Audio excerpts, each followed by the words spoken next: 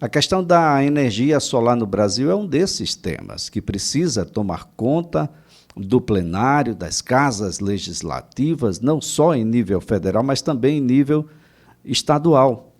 É uma situação bastante interessante, porque o país tem possibilidades, por exemplo, tanto na energia eólica, e alguns estados já despontam, aqui no Nordeste mesmo, quanto na energia solar, que vem crescendo exponencialmente aqui no país. Já existem alguns benefícios econômicos, ambientais, então, muitos são grandiosos, porque você pode ter a geração de energia bem perto da fonte consumidora, o que te dá aí uma larga possibilidade de existência, na medida em que a distribuição vai ser em um espaço muito curto, enfim. Mas será que a gente precisa de um pouco mais? Parece-me que para uma boa fatia da população, nós temos aí ainda uma certa impossibilidade, uma dificuldade grande, ainda ficou muito caro para aquele cidadão mais comum. É isso que a gente começa a conversar a partir de agora com Rodolfo Meyer, é especialista em energia solar, tem atuação no mercado. Rodolfo, um bom dia e muito obrigado por participar do programa. Bom dia, meu querido. Tudo bem com você? Tudo bem, tudo tranquilo. Como é que tá? Bom, vamos conversar um pouquinho sobre energia solar hoje. Pronto. Como é que está a legislação brasileira em relação à energia solar atualmente? Perfeito. Esse ano entrou em vigor a Lei 14.300, que tinha sido votado no final de 2020. A gente teve um período de transição que foi o ano de 21 e 22, e agora ela entra em vigor. E mudou algumas coisas, mas continua muito bom para o consumidor. Acho que, na verdade, acabou trazendo uma segurança jurídica para esse segmento, que era o que estava sendo necessário. Então, hoje você produz energia solar na sua casa, ou no seu comércio ou indústria. Aquela energia que você não consumiu naquele exato momento, ela é injetada na rede e vira crédito de energia que você pode consumir ao longo dos próximos meses. Essencialmente, o que mudou da regulamentação anterior, que era uma resolução normativa da ANEEL, e agora virou lei através da 14.300, é que a gente começa a pagar gradativamente uma parte do fio da distribuidora de energia.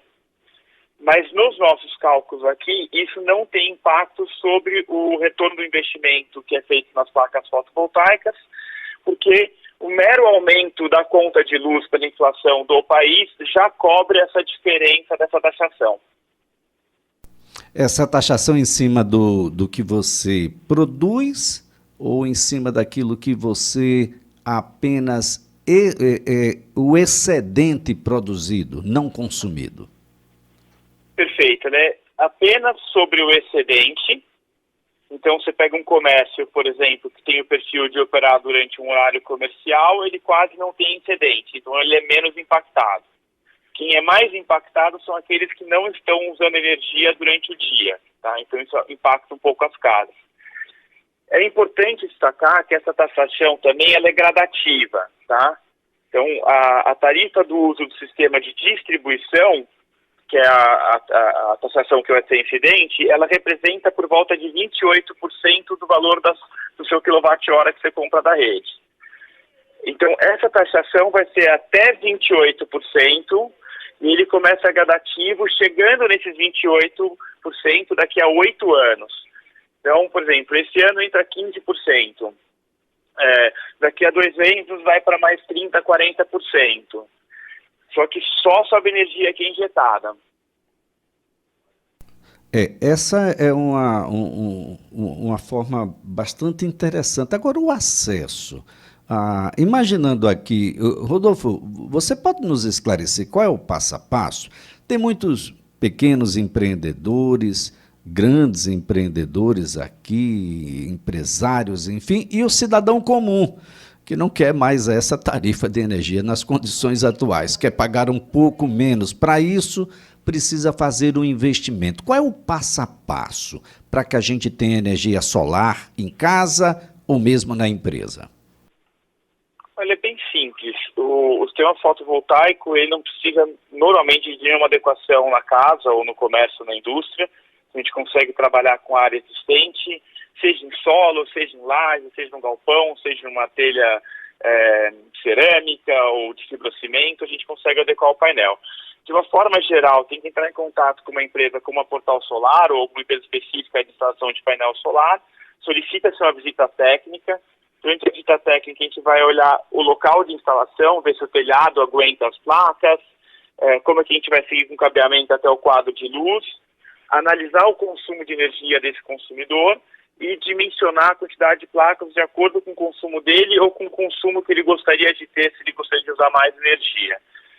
Isso feito, elabora-se um projeto e um orçamento, o cliente aprovando, segue-se com a instalação das placas fotovoltaicas, que é um processo rápido.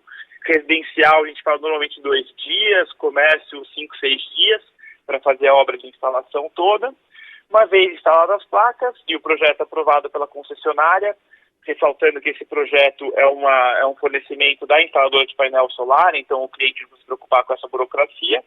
Então, uma vez instalados os painéis solares e o projeto aprovado, a concessionária de energia vem, faz uma vistoria e substitui o relógio de luz existente por um relógio de luz novo que vai medir essa energia que é consumida da rua e injetada o excedente do painel solar. Essencialmente é isso. O retorno do investimento hoje, ele está na ordem de 4 a 6 anos em média. Então ainda você consegue um retorno melhor que a CDI, vamos dizer assim, comparando com o investimento financeiro. Imaginando aí, qual é a duração desses painéis fotovoltaicos? Os painéis têm garantia de 25 anos, mas como a gente sabe que é tecnologia, muito provavelmente o cliente vai acabar, depois de 15 anos, optando por painéis mais eficientes, com bateria e coisas do gênero. Mas os painéis têm uma garantia de 25 anos. Essa era uma outra pergunta do ouvinte. Eu tenho uma taxa porque me utilizo, né, da rede de distribuição da concessionária, que ainda continua fornecendo aí para as pessoas e para as empresas. Existe um sistema onde eu produzo, acumulo e não me utilizo do sistema, uma geração e um consumo próprio? Existem algumas soluções, tá? Esse sistema que a gente falou até agora é o sistema conectado na rede. Você tem o outro lado extremo dele, que é o sistema off-grid, que é o sistema isolado da rede, onde você opera sem nenhuma rede de energia, com bancos de bateria de lítio, gerando e armazenando essa energia. Esse sistema é recomendado para áreas isoladas, onde você não tem acesso à rede. Porque, para pensar, eu tenho que assumir que você não tem um outro backup nos seus painéis e as baterias.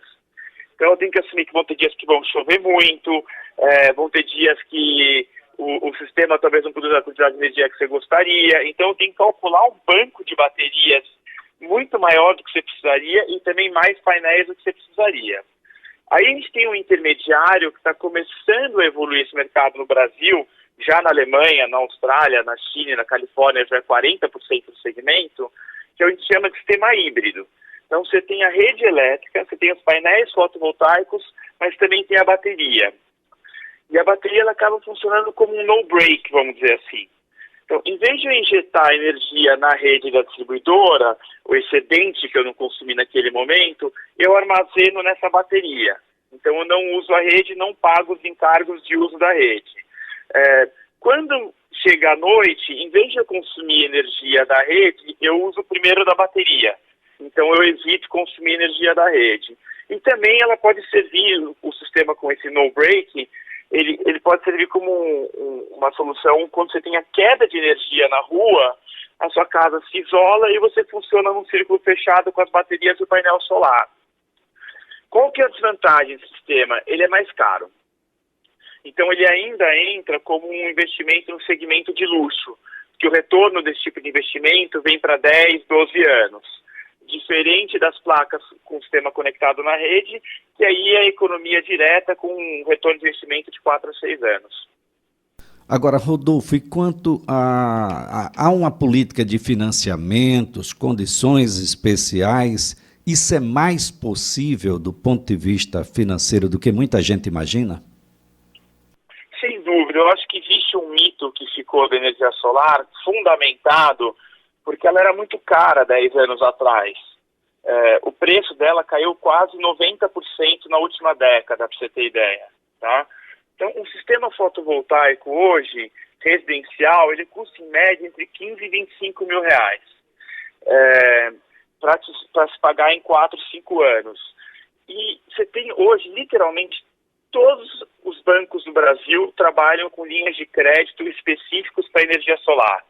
Você pega, por exemplo, o Banco Votorantim, a antiga BB Financeira, que hoje é o principal agente financeiro de energia solar, ele financia sistemas de 6 mil, de 7 mil, parcelado em 72 vezes, sabe? Então, você pega o Nordeste, que é um caso legal de mencionar, que gera muita energia solar, muitas vezes com o financiamento, a parcela do financiamento, ela fica mais barata que a economia que o sistema fotovoltaico gera na conta de luz. Então, essa solução financeira se paga para o cliente. Então, não é tão caro, só assim, mas 15 mil reais é muito caro. Mas quanto custa um carro popular hoje em dia? Ele se paga? Não, ele não se paga, ele deprecia, ele tem manutenção. O sistema fotovoltaico custa em média 1/4 do preço de um carro popular e te gera economia. De fato, há um ingrediente aí que as pessoas precisam atentar, é de que vai ficar próximo, né, do que você paga hoje, a sua mensalidade, o seu consumo mensal da distribuidora, mas você injetou provavelmente uma potência maior que vai te dar uma condição de uma utilização maior de energia, significa dizer que vai ampliar o número de televisores em casa, o número de ar-condicionados com esse calorão, né, Rodolfo, e outras coisas mais, sem necessariamente ter que pagar a mais por isso. Esse é um elemento importante, Rodolfo. É um investimento. Eu penso assim, é como se você fosse dono do seu próprio posto de gasolina. Então, quanto maior a sua capacidade, mais vai poder usar esse combustível, que no caso ele é limpo por elétrico, produzido pela luz do sol. Então, o que a gente vê é a economia evoluindo para uma economia eletrointensiva, tudo é elétrico nas casas. As pessoas já tentam economizar porque a conta de luz é cara. Então, uma vez que você coloca o sistema fotovoltaico, o sistema dimensionado da forma correta, vira conforto, você pode usar à vontade, né?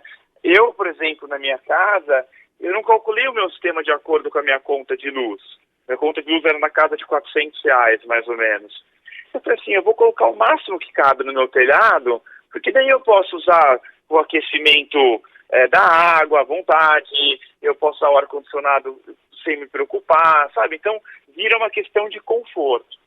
E tem um outro benefício, que é uma coisa nova que a ONS está percebendo agora, que é a Operadora Nacional do Sistema de Energia, é que, como estão se instalando tantos sistemas fotovoltaicos junto à carga, residenciais, pequenos comércios e indústrias, está diminuindo a necessidade de construir grandes centrais hidrelétricas, grandes usinas.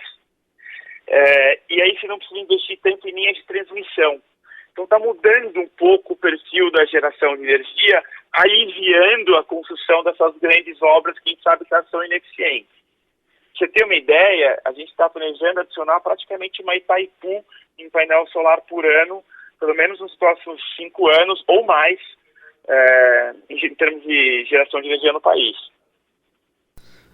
Muito bem, Rodolfo, muito bem. Lembrando de que não necessariamente os painéis precisam ficar onde vai ser consumida a energia, né? Quem está no sistema da rede, eu posso colocar isso na casa da minha mãe e esses créditos serem consumidos pela minha casa que está na praia ou vice-versa.